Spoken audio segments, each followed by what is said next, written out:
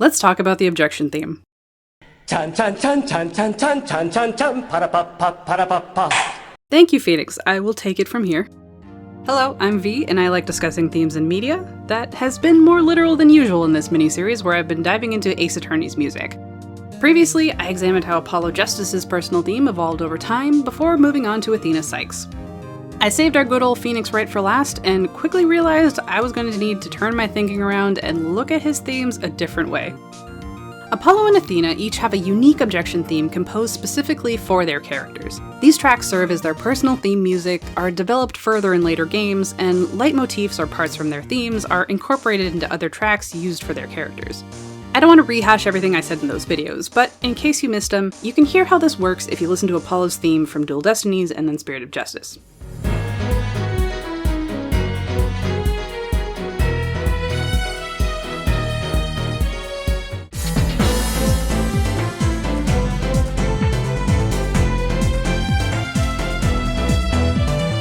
Hear how that's basically the same song, just given a refresh? And here it is, incorporated into another track.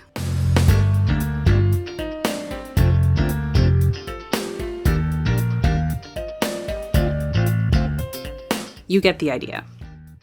We even have quotes from the composers describing how they were inspired by the characters' personalities or designs. For Apollo, Toshihiko Horiyama cites things like his piercing gaze inspiring the melody and his bracelet becoming the rhythm. For Athena, Noriyuki Iwadare frequently describes her as a heroine and that her theme sounds brave. He also added sparkly sounds because she's a woman.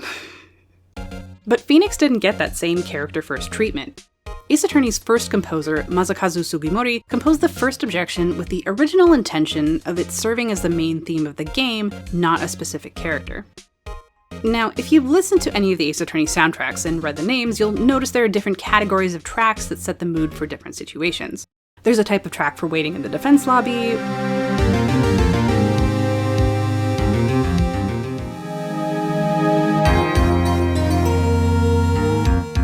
one for when court is starting,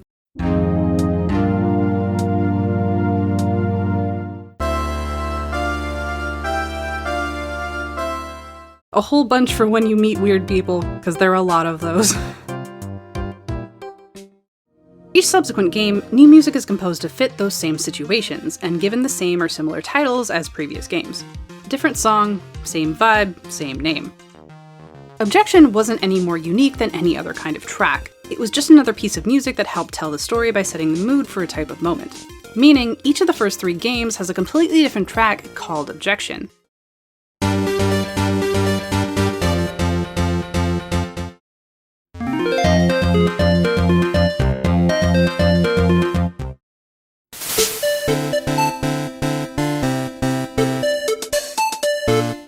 Similar vibes, but clearly different music, all designed to set the mood for a particular moment in the story. Typically, Objection plays during early parts of a trial where a crucial piece of the puzzle has been revealed and we're starting to progress towards discovering the truth. This is usually after a point made by Phoenix where he yells Objection, but not always. For example, in the first game's second case, there's a point at which Objection kicks in after a point made by your opposition, Prosecutor Edgeworth.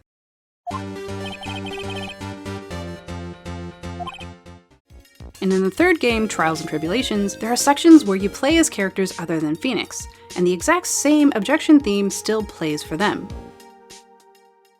So, what does Objection have to do specifically with Phoenix Wright? Well, when the series didn't end at 3 games like originally planned, things got more complicated. The 4th game in the series, Apollo Justice Ace Attorney, was made to feature a brand new main character, and this time, Objection was written specifically for him. Phoenix is still in the game and even gets to yell Objection at certain parts of the story, but for the first time in the series, the music that plays when he does so is not the same as the Objection track used for Apollo. Whether because that track was so strongly Apollo's or they wanted to separate the old from the new, whatever the reason, Phoenix instead uses the original Objection 2001 from the first game. The next game, Dual Destinies, saw Phoenix making his return to court, which meant if Apollo was going to keep his Objection theme to himself, Phoenix would need his own. For the new era, composer Noriyuki Iwadare once again pulled from the past, remixing one of the previous Objection tracks in the new game's more orchestral style. But this time, it was based on the more recent Objection 2004 from Game 3.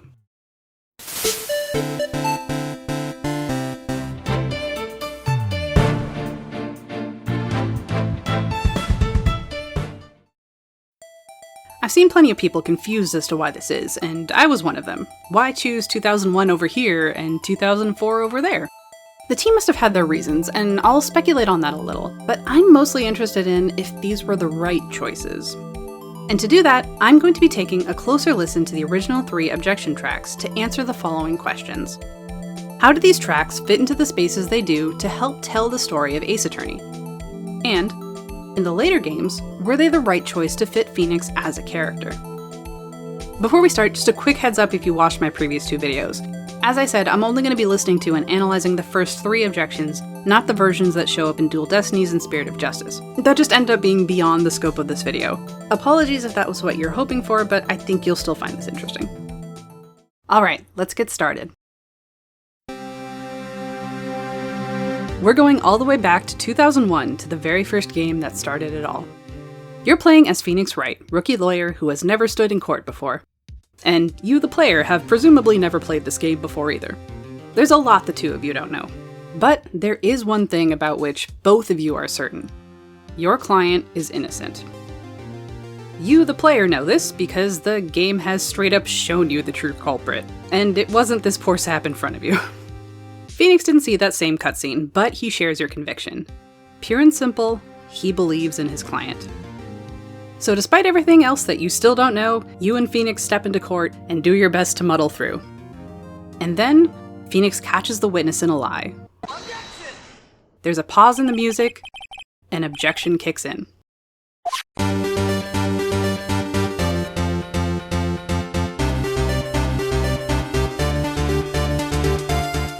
This track dives right in and does not let up. The very first moment starts us off with a beat that will carry us through this whole track. I have to admire the way it manages to have such a driving momentum that feels like it's constantly building towards something. But even though it never arrives, it never feels overwhelming or disappointing either.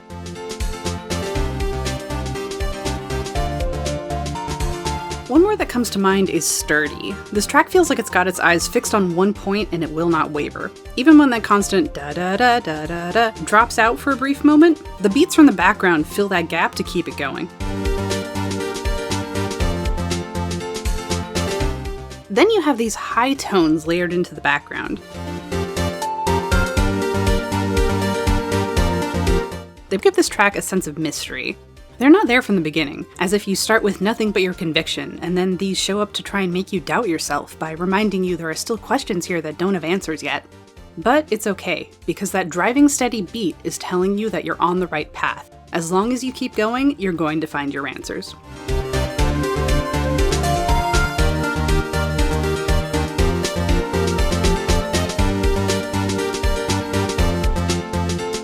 When Objection 2001 plays, it gives the player that same feeling of triumph and satisfaction that Phoenix is feeling in that moment where his faith has finally started to pay off. It's reassurance to the both of you that you're on the right path, and no matter how anyone else tries to pull you off of it, you just need to keep going. This song might have questions, but it does not have any doubt.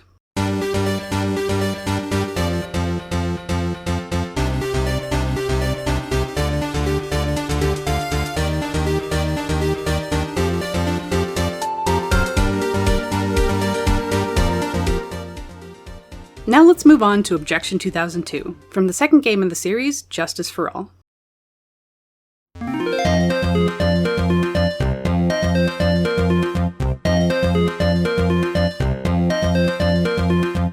So, if I'm being honest, this feels odd for an Objection track.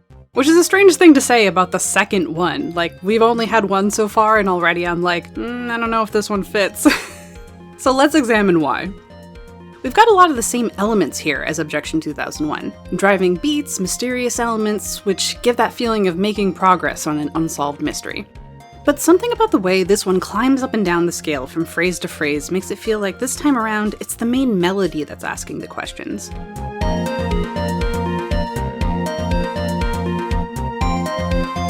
And the way the different layers are a little syncopated or offbeat from each other makes it hard for me to anticipate where the song is going next. It leaves me feeling less secure and a little more on edge.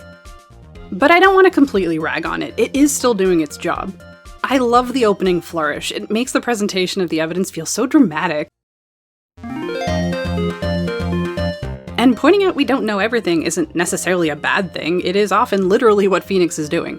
The cross-examination track has a similar sort of offbeat rhythm, and I think it works really well there.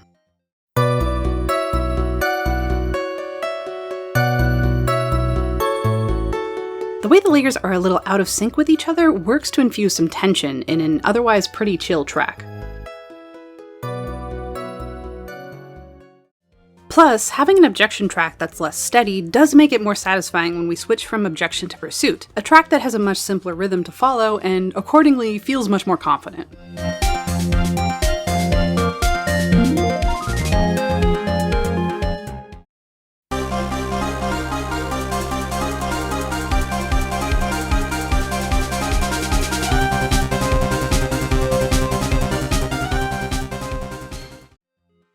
But that kind of a vibe still hits oddly, considering that Objection is supposed to be used for moments when the main character is feeling triumphant and secure about the path that they're on, right? Phoenix's character arc in the second game sees him struggling to understand his own motivations as a defense attorney. That unquestioning confidence that we heard in the original Objection has been shaken. Without his past driving him, who is Phoenix Wright, the defense attorney? What is he even fighting for? The first case isn't just a tutorial, it's actually a perfect microcosm of this whole character arc. Phoenix literally loses his memory, loses his past, right before going into court, and over the course of the trial he goes from being completely lost to realizing that defending someone in court just feels right, even when he has absolutely nothing else to fall back on.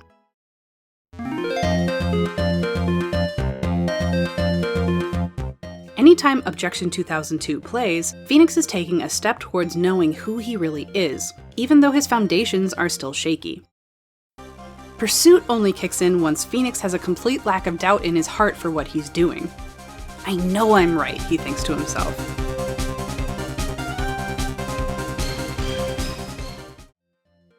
So, ultimately, I can see an Objection theme that has less certainty to it working for this game in particular.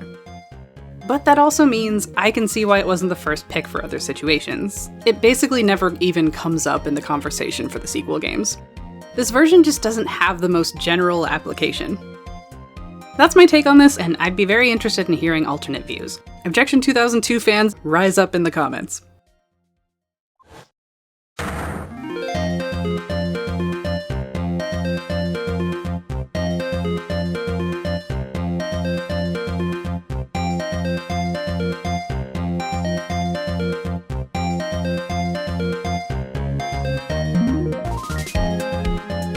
With that, let's move on to Objection 2004, from the final game in the original trilogy, Trials and Tribulations.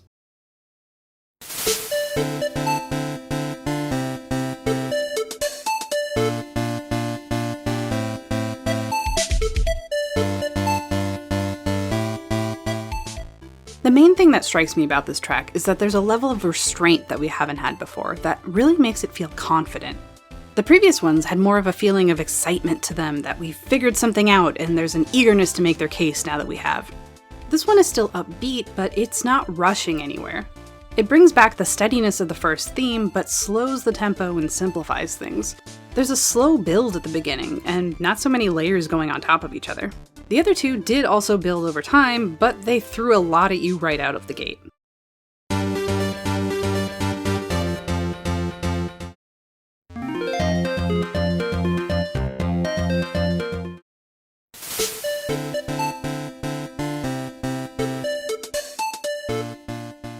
Objection 2004 feels like it's intentionally leaving space. There's a promise of more to come. That to me is what confidence feels like.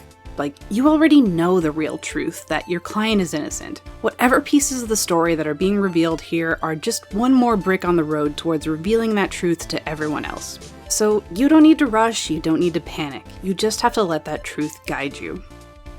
It brings to mind the section in that last case, Bridge to the Turnabout, where Phoenix has just realized what the hell Larry's sketch means and is about to turn the case around in his favor, but he really drags out the presentation of that evidence. He's not worried about getting his point made before the judge or prosecutor Godot cut him off. He's steering this ship, and they'll get there when he wants them to.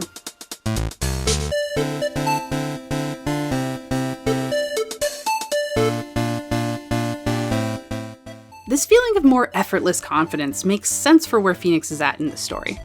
He's in his 3rd year as a lawyer, he's put to rest his doubts about his motivations in the last game, and he's even made enough of a name for himself that he's picked up a copycat. He knows what he's doing by now. However, you don't play as Phoenix for this whole game. In fact, the very first time you ever hear Objection 2004, you are playing as rookie defense attorney Mia Fey. It's only her 2nd time defending in court. She has the nerves of a newbie mixed with trauma from the last time she did this. She's not confident, she's freaking out. And yet, she does her best not to let that show. Mia grits her teeth and puts on a performance inspired by the advice she got from her mentor. A lawyer is someone who smiles no matter how bad it gets. Smiling on the outside while your guts are twisted in knots is the mark of a pro. This philosophy that Mia follows is that no matter what you feel on the inside, you have to hold it together. You have to force a smile and put on the appearance that you know what you're doing and the situation is under your control. Because if you don't, if you let yourself show any doubt, if you cry in the middle, you have already given up. The best part about this is that the very first time you do hear Objection 2004 is when Mia Fey is calling Phoenix Wright out for lying on the stand.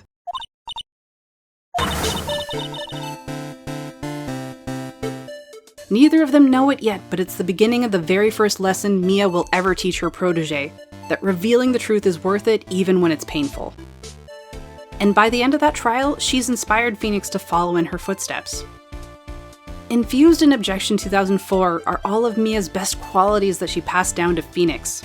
Diego's advice about standing strong even when you're unsure, mixed with Mia's own good heart and steadfast belief in her clients, her technique of turning her thinking around and thinking outside the box. These things that Phoenix takes to heart, makes his own, and passes on. To Edgeworth, who has to stand in Phoenix's place during the last trial of the game. There's a part where Edgeworth is absolutely stuck. They're asking him to prove something and he has no idea. But he thinks like Phoenix and comes to the same conclusion. It doesn't matter if he can provide an answer. The fact is, he has to. And in time, Phoenix will pass this on to the next generation, Apollo and Athena.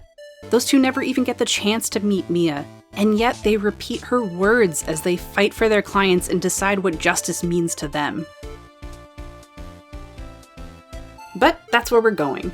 For this game itself, Trials and Tribulations, the sound of Objection 2004 just feels right accompanying Phoenix on this journey where he's facing down the ghost of the man who taught Mia, essentially proving to his grand mentor that he's worthy to carry on the legacy. I can't help but wonder how things might have gone in that final trial if Godot had gotten the chance to face down Edgeworth. If while he was less blinded by his grief and rage, looking Phoenix right in the face, would he have looked at Edgeworth and felt something familiar? Something of Mia, of himself, passed down through Phoenix? I like to think so.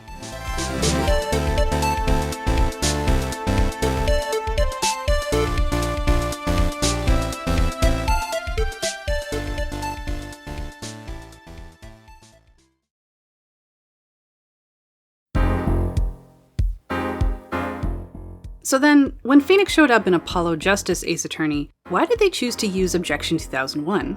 Objection 2004 was the last one used. Going back in time to invoke the sound of when Phoenix was a newbie seems like an odd choice. Well, there are a few factors to consider. First of all, Objection 2001 is probably just more recognizable than Objection 2004. Not only are people more likely to have played the first game in a series, but it had also just been around longer. For people who had been with the series the whole time, the nostalgia would hit harder, and for people who hadn't, they were more likely to at least recognize it. Those are fair reasons. But honestly, I think the best explanation is, it just sounds better there? Take a listen. Here's how that scene is in-game with Objection 2001.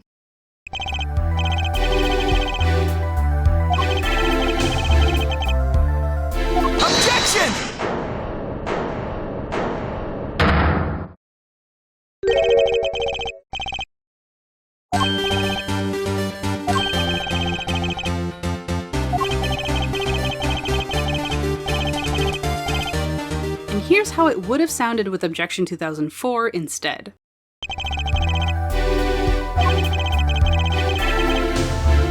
Objection!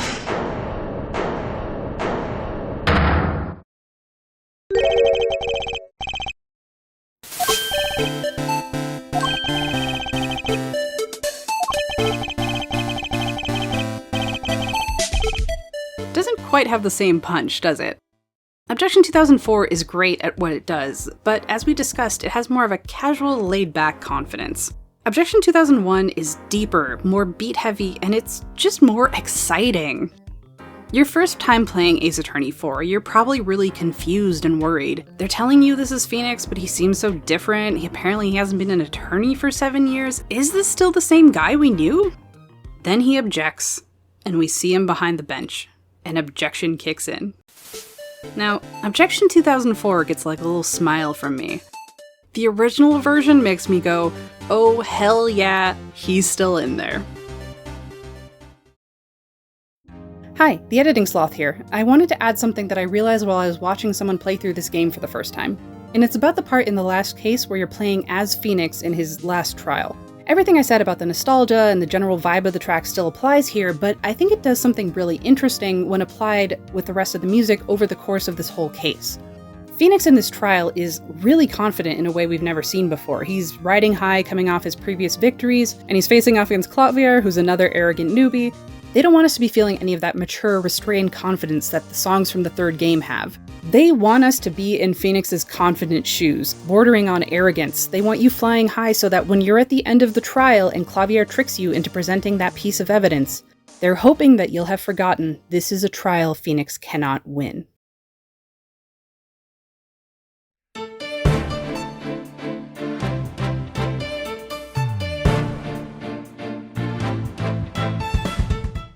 Alright, we've got one last big change to talk about, so let's bring this home with Dual Destinies.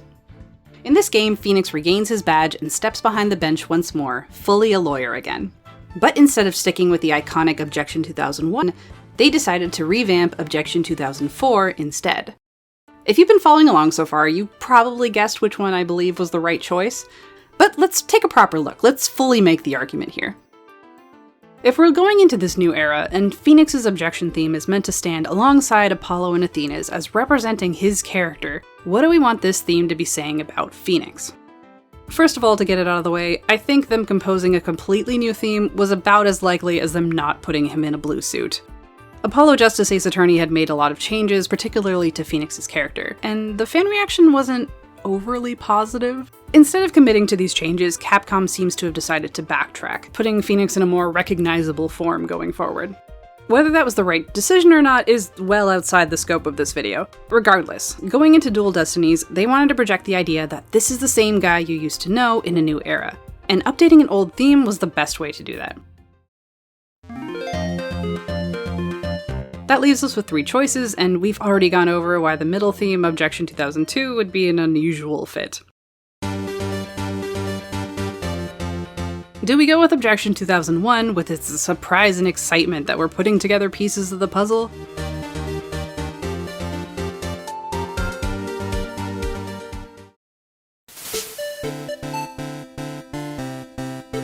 Or do we go with Objection 2004 and its confidence that, yeah, we knew all along?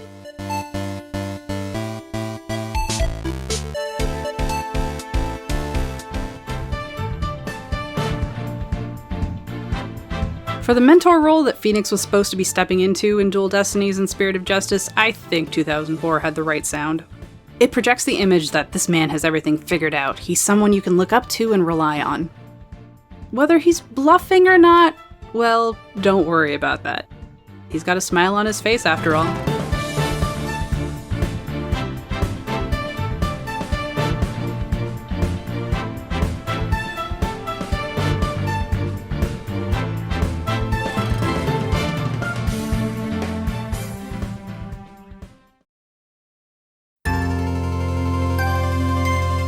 Thank you for watching/listening. If you enjoyed this video, please give it a like and maybe even leave a comment. I've had so much fun hearing your guys' thoughts. If you like my style, maybe consider subscribing. Though I will tell you, while I have some other potential Ace Attorney ideas, this is going to bring us to the end of this particular series about the music, unless something really grabs me. Before you go, I have a question for a potential future video. If the Apollo Justice trilogy got an anime adaptation, where the entire story could be told knowing where we were going from the beginning, what are some changes you'd make? Obviously, we'd be introducing Clay earlier, hinting at Apollo's childhood, but are there any tweaks you make to smooth out the plot? In particular, right now I'm mulling over how to handle the Mason system, the Phantom, and Nayuta's character. Let me know your thoughts in the comments if you're okay with me possibly using them in a future video. Otherwise, thanks again, and I'll hopefully see you next time. Bye. Even when that constant da da da da da da, I'm singing Apollo's theme. Hold on. What the f does it sound like?